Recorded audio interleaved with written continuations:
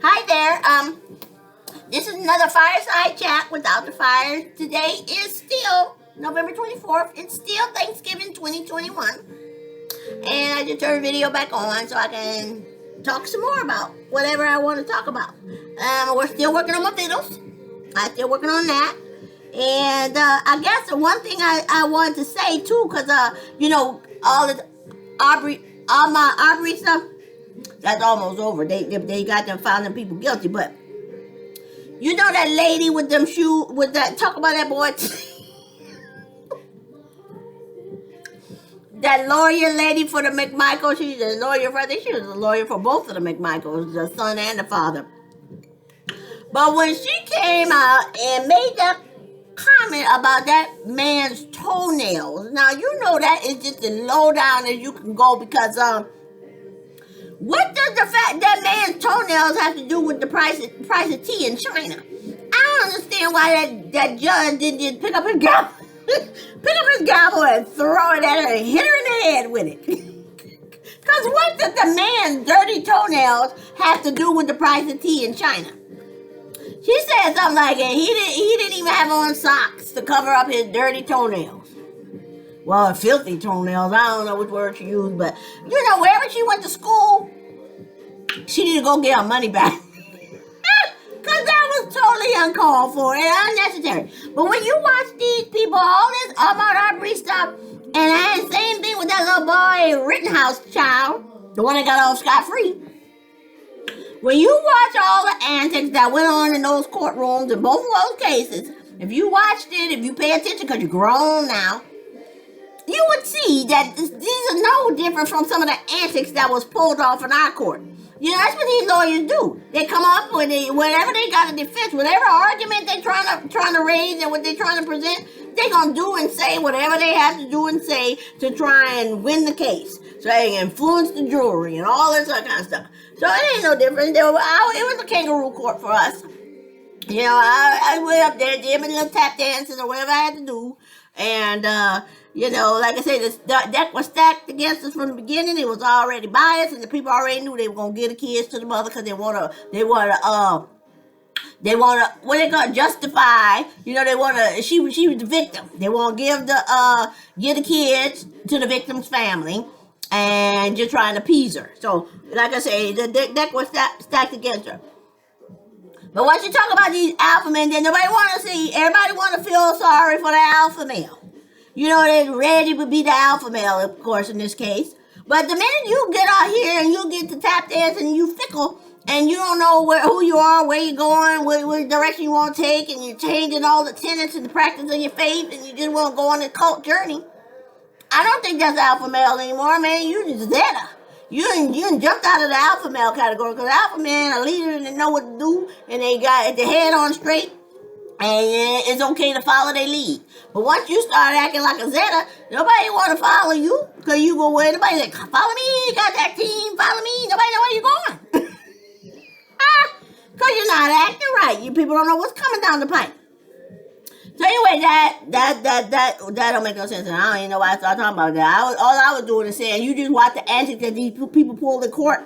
It ain't no different from the mess they were doing with us.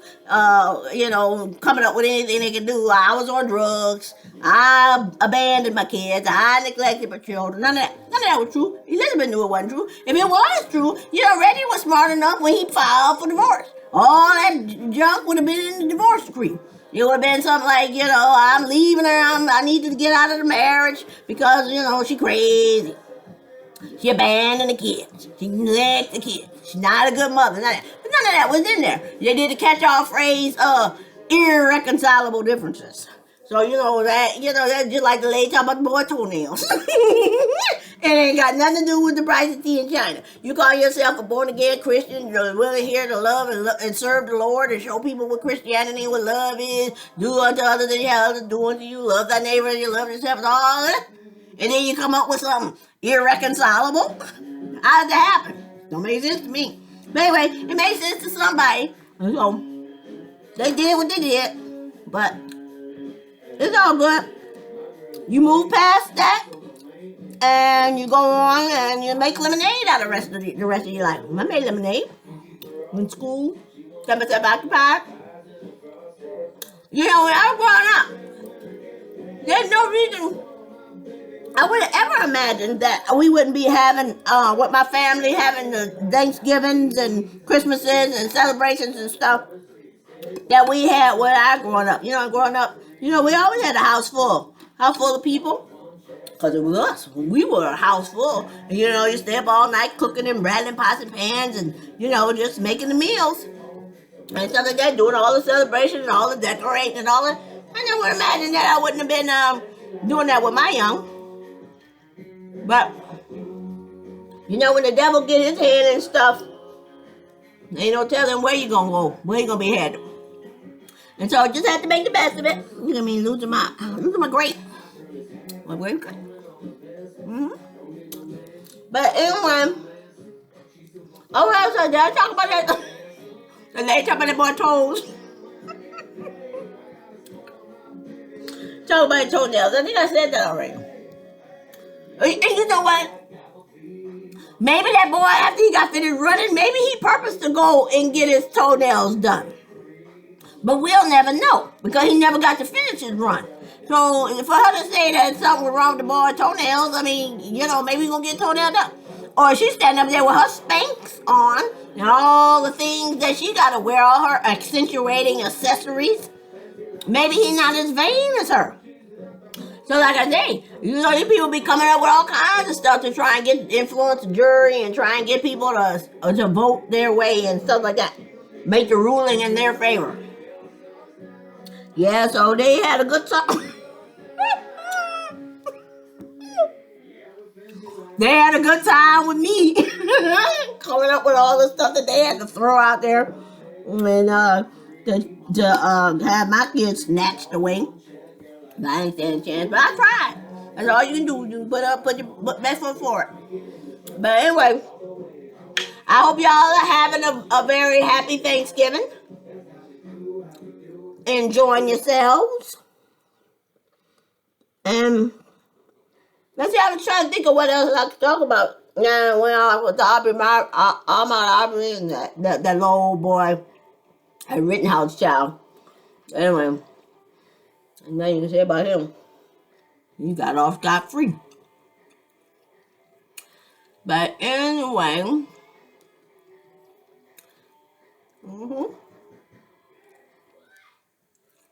I don't know what this music is doing. Well, Michael Jackson messed up. It was playing I don't know how I got on that. I don't. I get so confused trying to work this thing. They did this music thing. I don't know why it puts certain songs on there. It plays like what it want to play. It doesn't play the stuff I wanted to play sometimes. It just does its own thing. But that's all right. Life goes on. Now I'll let that play and see what happens. If it's going to keep going or if it's going to stop. Oops. I don't want it to do that to you. See, I ain't got nothing to say. That's why I'm just messing around this thing. Because if I had something to say, I'd be talking about it. I don't know what I could talk about. I can't think of anything. Well, I guess I'm going to just turn this off because I ain't saying nothing. Y'all can sit here and watch me eat. I'm enjoying my turkey leg. Okay. And then maybe I think of something. We were talking about passive aggressive the other day. I can tell you that's what I did when I was a child. And see, when I became an adult, didn't really need to be passive aggressive. Because you dealt with people who knew how to act. You were always with people who respected you as a human being. They respected your differences and all this other kind of stuff. And they respected your position on certain things. And so you ain't had to take a passive aggressive approach for anything. Till I got married. Now I can tell you a couple times about the passive aggressive situations that I had with Reggie. I think it was like 2 of them that I had to deal with.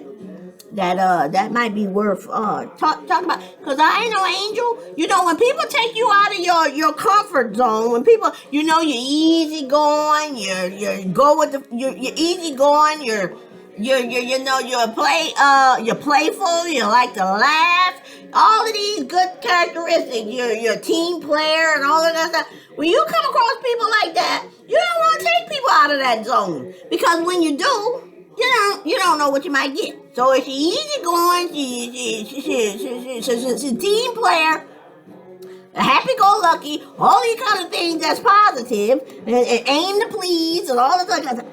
Don't mess with that, because when you do, you don't know what you might get. So the Reggie took me out of that place once or twice. I can remember one time specifically, that was when we were in Germany, and I had put the perm in my hair. I wonder if I told you about this already. And I put the perm in my hair, and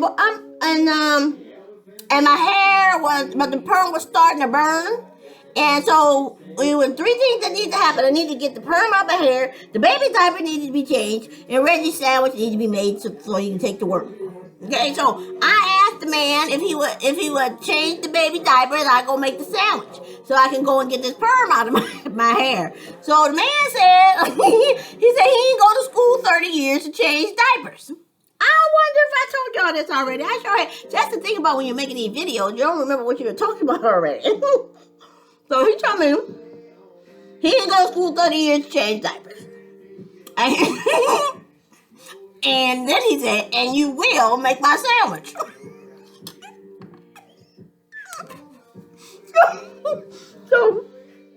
So here you got me got a head burning. Because, you know, like I told you before, I think I did mention that when I'm in Europe, don't go get your hair done at the salon.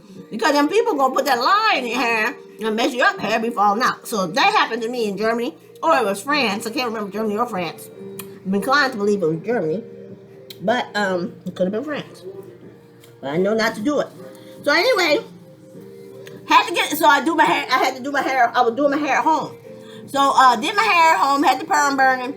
And then look, it don't take an Einstein to put two together when the man say, I don't go to school for 30 years. I don't go to school for 20 years to change diapers. And you will make my sandwich. All right, aim to please. So I did all. I made the sandwich. And I changed the baby's diaper. I ain't going into the details about what happened with that. With that scenario, but I can just tell you, by the end of the day, the man came home. And he talking about how his stomach felt queasy all day. And he's sweating and stuff. And I almost felt sorry for him. Because, you know, he sounded miserable. And he's telling me about the feeling queasy all day and how he was sweating and carrying on. I'm saying to myself, oh, I guess E. coli will do that to you. But you see, I needed help. I needed just a little bit of help. You make the sandwich or you change the baby. But don't force me to do them both when I need to get the perm out of my hair. So when he tell me about how bad he felt about queasy and sweating and carrying on, I'm like, my head was burning. My head was burning. Ain't nobody felt sorry for me. So I take back my feeling sorry for you. I snapped out of that real quick, so I didn't feel sorry for too long. But anyway, so that was the one passive aggressive time I remember. Was there another one? Can't think. Was there something else that man had me do? Because he had acting right, forcing me to do stuff, taking me out of my comfort zone. But anyway, I can't think of anything. I think I remember a time we had 415 Arapahoe. What happened, son? He was in that house with the girl. The housekeeper, the lady, not the housekeeper, she wasn't the housekeeper. This was the girl that was living with us, with the son. And they had the door locked. Knocking. They won't let me in. Can't think. They wouldn't let me in. The door's locked. So I ended up kicking that door down. He had to go to Home Depot, get a new door, put a new door up there because it's like my kids are in the house. The door shouldn't be locked because I had the key, but they had the bolt lock on there. Now the man in the house was the live-in home care provider and our kids. I should be able to walk in that house anytime I want to. I shouldn't have to be knocking and ringing a bell and all that kind of stuff. And then when you're knocking and ringing a bell and ain't nobody answering, so girl kicked the door down. So I did. I didn't know what else to do. They wasn't answering, and I need to get in. Until this day, I don't know why the double bolt was on the door. He knew I was out there and had to come home. I had to come in. So anyway, that was suspicious to me, and it was uncalled for. People shouldn't do that. Like I said, to me, the problem was, see, I would never put my kid in the daycare. You know, the daycare where you got them in the people's home and all that kind of stuff, and then you gotta wait for people to open the door to let you in. I don't feel comfortable with that. I want to be able to walk in. So you can see what's going on. But anyway, that was that. Now, here no there now. So you're supposed to go through all this stuff, and you look back on it, and then you can laugh. That's the way it's supposed to be. In fact, that's one of the things I was thinking about. I was like, see, this is the way marriage is, the way I see it. See, in the first few years of your marriage, you're going to be bumping in the wall. As long as you stand on your path, you got a path that you're supposed to follow. But you're going to zig and you're going to zag and you're going to bump in the corners. Bump, bump, bump, bump, bump. So the kids riding along, because kids coming along for the ride. Not like me in my life. I don't go along for the ride. I'm an active participant. But children, they go along for the ride. Better or for worse, bumpy or smooth, they're going along for the ride. So in the beginning, boom, boom, you're going, but you're still on the same path. You're still on the same path. So anyway, that's the way I see it. So what the kids gonna have is some bumps and some bruises, and then when they set sail out into the world, they got some bumps and some bruises, but you know they can heal from that. They get little bumps and bruises, cause they're just bumping and you're on the same path and everybody going in the same direction and you're hitting the walls and all. And then as you get through the marriage, 5-6 years down the road, you're gonna hit the walls less and less often. It's gonna be smooth sailing at some point. Because you know each other. You know what each other triggers are. For instance, had I known that I needed to get permission to take down the baby crib, I wouldn't have took it down. We could have worked around that. I could have put a gate up so that the boys couldn't go into the room when they couldn't go into the room unless an adult was there. Or we could have closed the door, put a lock on it. They couldn't go in there then. And then when they laid down to sleep at night, they didn't have to sleep on the little troughs that was underneath the dresser. We could have just put them in their sleeping bags or something like that. So we would work around that. So had I known that I need to get the permission to take the dresser down, take the crib down, I just worked around it. I wouldn't have took it down. I just waited until he said it was okay to take it down, and then we'd have moved on for that. And so in the future, I would always know what things I need to get permission for and what things I can do without his permission. You see what I'm saying? That's as you get along and you've been in your marriage long enough, you kind of understand these things. You know each other. That's the way I see it. But when you do like what these people did, you get off when you get these bumps and you got the kids in the back getting their bumps and bruises, well, then you decide to jump ship and go on another path. You're not even on the same path anymore. You're on a new path. So now what's happening, there are no rules on this other path. You don't know what's going on. You don't know what's coming down the pipe. So he bump. So instead of just little things like here, hitting the wall, little bumps and bruises, they smashing into distances because, like I said, you don't know where you're going. No rules, anarchy. You're just all over the place. Anything's coming down the pipe. So instead of kids setting off in life with little bumps and bruises that they recover from, the kids end up with a shunt. They end up with a shunt in their brain. So, because they got all the brain injury, and so now they have a shunt, and not just bumps and bruises. So now these kids are compromised because their brain is all messed up because they got shunt in their head. Anyway, that's the visual for what I see. You stick with your marriage and do the little bumps and bruises, and then at some point it's smooth sailing. You don't just jump ship, go to the next place, and then be crashing in the walls and all over the map because there are no rules. Anything that comes to pipe gold, like I say, is cult activity. You only know what's happening. So anyway, that's the way I see it. But it's at 20 minutes, and I ain't had that much to say. I just didn't even know what I was going to talk about. But that was a little something to bring up in there because it is important. I think you should have visuals too, so you can see what the mama's saying. That's the way I see things.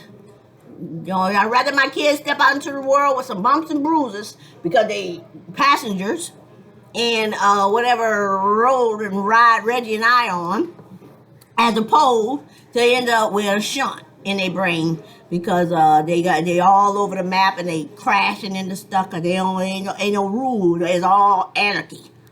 So anyway, I'll tell you something. I had a good day. Tomorrow, yeah, it's a 4-day weekend. So, all kinds of things to do, I suppose. Time on my hands. You know, that's another thing too. Time on my hands. I had time to mess with the junk mail. Be messing with the junk mail. People, mailman be bringing me this junk. I have all kinds of fun with it. I put return to the sender. And you know the mail I had the most fun with? Is that mail that comes and says, do not bend. I take that mail out, wad it up and crunch it up and split it up, and then write on the envelope, do return to sender. So they get that mail back, big old crumpled mess. You know, when you're in a rat race, trying to eke out your little spot in the world and all that, you ain't time to be messing with the junk mail. Come, just throw it away and keep on moving. But now I got time on my hands.